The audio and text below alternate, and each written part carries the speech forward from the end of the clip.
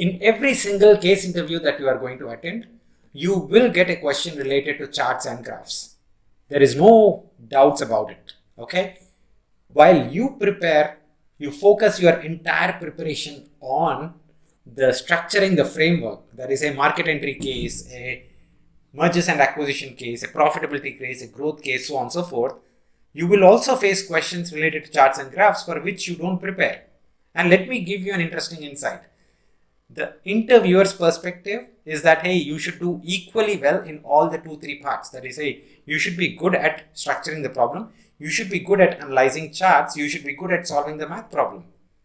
You should be good at every single thing. But what you do is you focus your effort only on one single thing. And that is a huge mistake that you are doing right in your preparation stage. In this video, we are going to talk about the charts and graphs section within a case interview and what are the 2 or 3 things that you need to definitely do when you are actually solving a chart. Now, you might say that, hey, this is an easy part, but trust me, it is definitely easy than structuring a problem. But if you are not prepared, you cannot clear these McKinsey, BCG, Bain or any other consulting company interview. The cutoffs are really high. So the folks who are coming in prepared, they get, of course, the natural advantage of doing it in the better way possible. So let's take an example and let's understand how do you prepare for these specific portions of the interview. Here is a chart that is in front of you. Okay, there is a food delivery client. The food delivery client has come up with 2 sets of data. One is pre-COVID revenues and one is post-COVID revenues. Jan to March, April to June, same time period, 3 months each. The question that you get from the interviewer is, hey, can you please analyze this chart and share your observations? Before you continue with the next step, quick request. Please get a pen and paper, try to solve this problem and only then continue with the video. The major complaint you might have is that, hey, this is a very simple problem, but I would challenge you, if you take 2 minutes and actually solve the problem, you would not be able to match with the model solution that I'm sharing. Okay, it would be great if you can match it, but I believe 99% of the times you can't match with the model solution that I'm coming up with. So please take 2-minute break, get your pen and paper ready and solve this problem. What are your observations from this chart? If you have any further questions, just think that the interviewer does not have any other information, so you have to proceed with whatever is in front of you. I hope you have taken 2 minutes, so now let's get started with the answer. Okay, so whenever you are analyzing a chart, right, you need to think about it from 2 different angles. Number 1,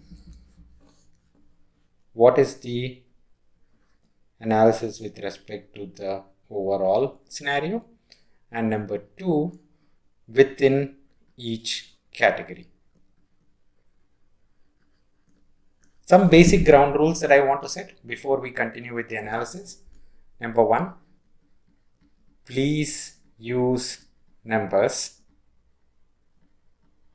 When I say numbers, I mean please use all the numbers. Number 2, I would say please offer hypothesis. Majority of the times folks don't offer hypothesis, they just say that, hey, the revenues have declined by 50%. No, you need to come up with a hypothesis and also a number. I'm using a simple example, guys, here, but the framework remains the same. Even if it's a tough problem, it's an easy problem, you can't ignore these fundamentals. Now, let's get started. For the analysis within overall, you say that, hey, you compare with the first bar, that is, say, the 250 million revenues with 200 million revenues, right? So you say that overall revenues declined by 20% decline in revenues. And the second point that you might say is that, hey, this decline is primarily happening because majority of the folks are now eating at home compared to pre-COVID levels. And for these guys, the biggest revenue share is coming from food delivery, and that has got major hit. So you're talking about the hypothesis and the number. Okay. From an overall perspective, you're talking about hypothesis and number. Now, the second one is within the category. Now, within this individual category, you have to do 2 to 3 sets of analysis every single time. Okay. Within the category, let's start with the first category, that is food delivery. Now, food delivery, the first point that you are going to say is compare across these two blocks and say that, hey, revenues dropped from 200 to 100. So it's a 50% decline in revenues for food delivery. Number two, you say that the pre-COVID world, this 200 was contributing to almost 80%, right? Out of the $250 million of revenue in the pre-COVID stage, 200 are coming from food delivery. So 200 by 250, 80% from food delivery pre-COVID versus in the post-COVID world, it is 100 and the total revenue figure is 200, right? So that is 50%. So the dependency on the food delivery is coming down, whereas other verticals are picking up, right? So you can very clearly see that, hey, the organization might itself be moving away from food delivery. That could be one hypothesis. The other hypothesis that, hey, you are losing your biggest cash cow. So please focus a lot more on food delivery. Now that we are in the pre-COVID world, probably these numbers might touch again $200 million, right? So what I'm doing over here is I'm trying to do the analysis through the numbers, and I'm also giving a hypothesis. You need to look into all the numbers that I have written so far and see that, hey, yes, I'm not talking in absolute numbers. I'm talking more in terms of percentages, right? So please remember that, hey, most of the times you need to keep speaking in percentages so that it is easier for comparisons. You cannot say $200 million, $25 million.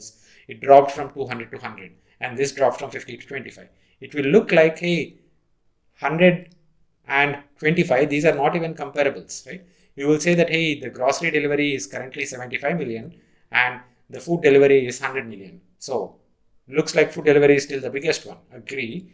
But if you think about the change in the percentages with respect to pre-COVID and post-COVID, then you will very clearly see the changing trend. So it's very important for you to understand that, hey, you talk in terms of percentages. That's number one. And two, please don't ignore the hypothesis. Come up with the number and also use the hypothesis. Okay. I hope you remember these two things. And for every single category, you do this analysis. First, you do this for food delivery. Then you do this for grocery delivery. And then you do it for cloud kitchen. You might say that, hey, the food delivery is the biggest vertical, so I'll start with that. And then I'll go into grocery, the second bigger. And the last one being the least in revenues, the cloud kitchens. But you cannot say that, hey, you will answer only about food delivery and you will completely ignore cloud kitchen. You should not do that. You should come up with the same level of analysis for all the three. And finally say that, hey, from a recommendation standpoint, we should probably spend more time looking at either groceries or food delivery. I hope this gives you a very good sense. I request you, please pause now. If you have any questions, just go back and repeat this video after you are coming up with your solution once again. Okay, this will give you an insight of like, hey, for every single interview question, you have to talk about the chart in a very framework oriented way. Now, let's look at another example and see what that is going to say us. Now, moving on to the second example. All right. So, imagine there are 10 stores. Okay. Store number 1 to store number 10. Each one have the same number of salespeople. Their store area size is the same, but their estimated revenues are different. Believe this to be a Reliance store. Okay. I would say Reliance digital store. Okay. The revenue sales per year are vastly different in each one of these stores. Now, the simple question for you is, hey, what are the reasons why some of the stores are performing better and some of the stores are not performing as well? Right? Take 2 minutes again and come back and again unpause this video to continue with the answer. Please unpause the video and let's continue with the discussion. There are two basic rules that I have mentioned previously. Number one, use the numbers, and number two, offer hypothesis. What you would be thinking about now, majority of you, if you actually have taken the 2-minute pause, you would do is that, hey, the difference in revenues could be because of, hey, the store location. Some of the stores might be in popular locations. Some stores might be in like, hey, pretty weak locations. Some locations might have very good salespeople. Some locations might have bad salespeople, so on and so forth, right? You might start coming up with hypotheses, but where are you actually using the numbers? Where are you actually communicating the numbers to the interviewer? You have already forgotten the fundamentals that we have spoken about in the first example, right? So the way you need to answer these kind of questions is use numbers. You can say that, hey, there are a few stores which have absolutely low revenues. So $2 million per revenue, $2 million per year. That is store number 5, store number 7, and store number 10 have the least revenues. That is $2 million. The difference between the stores with the least revenues and the highest revenues is almost 300%. So the difference between the stores with the least revenue and the stores with the highest revenue is almost 300%, right? 2 to 7, the difference is 300%, whereas there are some stores in between these two as well.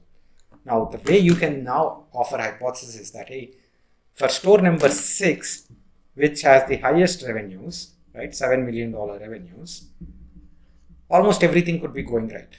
Right? They are in a great location, the salespeople are great, they have the best products assembled together in the store. Now, if you think about the stores that are store number 5, store number 7, and store number 10, probably all the hypotheses that we are thinking about, the location might be bad, the product assortment might not be great, the salespeople are also not well trained, right? All of these things could be happening together. Whereas in the other stores, probably there are 1 or 2 mistakes. But in specifically store number 5, store number 7, and store number 10, everything could be going wrong. So even if we start fixing few problems in 5, 7, and 10, we can probably see a 100% jump in the revenues, right? I hope this is how you start using numbers. First example, we talked about how to use numbers. In the second example, I slightly changed the context and you said that, hey, we can't use numbers, right? So this is how the charts could be tricky, guys. Please remember the fundamentals. Go back to these charts again. Make sure that you divide these stores here. Let's say that, hey, low performing stores, medium performing stores, high performing stores. Over there, food delivery, grocery delivery, and cloud kitchens, right? You start grouping these things and then you will get to great conclusions and you can actually ace these interviews better than somebody who is not prepared. I hope this is helpful.